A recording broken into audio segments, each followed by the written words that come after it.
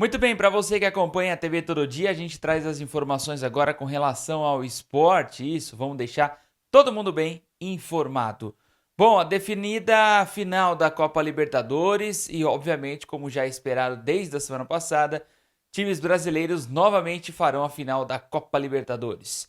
Atlético Mineiro e Botafogo. Botafogo suou um pouquinho para se classificar, né? Deu aquela acelerada no coração do torcedor botafoguense, mas mesmo assim passou e passou com folga. No agregado foi 6-3 para o Botafogo.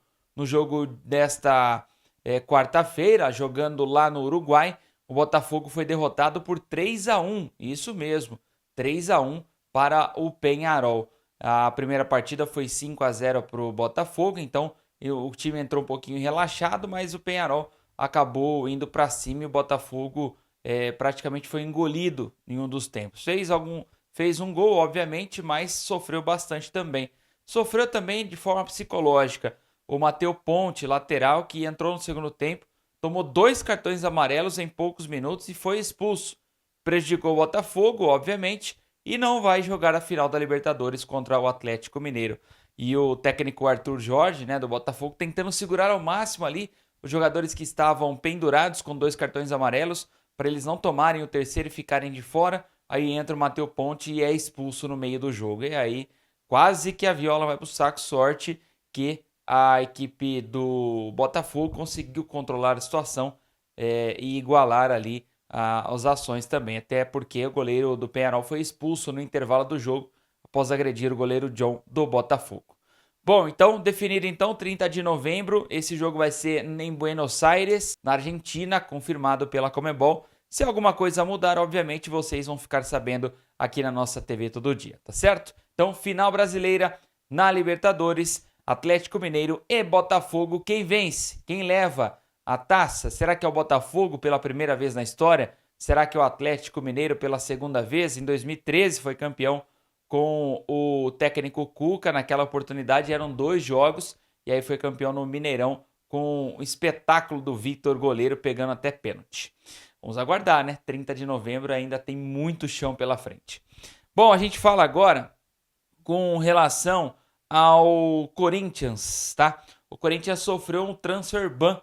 Transfer ban é quando a FIFA reconhece que você tem dívida com um clube e o transfer ban vem para poder bloquear as ações do clube, não financeiras, mas não deixar com que o clube contrate jogador por ter esse risco de não pagar. Então é isso que vai acontecer agora com o Corinthians até 2026. O Corinthians, se não pagar essa dívida ou se não entrar no acordo para pagar essa dívida com o Balbuena, zagueiro que passou pelo Timão, o Corinthians vai ficar no transfer ban até 2026. Essa punição é válida por 3 janelas de transferências, tá?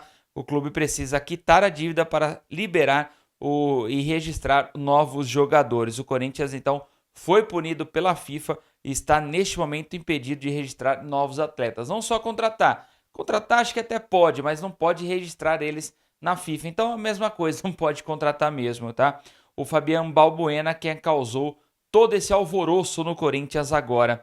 Segundo o site da FIFA, a punição teve início nesta quinta, dia 31, e será válida por 3 janelas de transferência, ou seja, o Corinthians só não poderá registrar jogadores novos até a metade de 2026. Conta-se a janela do final do ano, né, que é do começo de 2025, conta-se a janela do meio de 2025 e a do final de 2025. Pelo que a gente entende, o Corinthians até metade de 26 não poderá contratar nenhum jogador, tá? A punição não cabe recurso, o jogador cobra 7 milhões de reais aproximadamente por falta de pagamentos de direitos de imagem na segunda passagem dele pelo Timão encerrada no ano passado, beleza?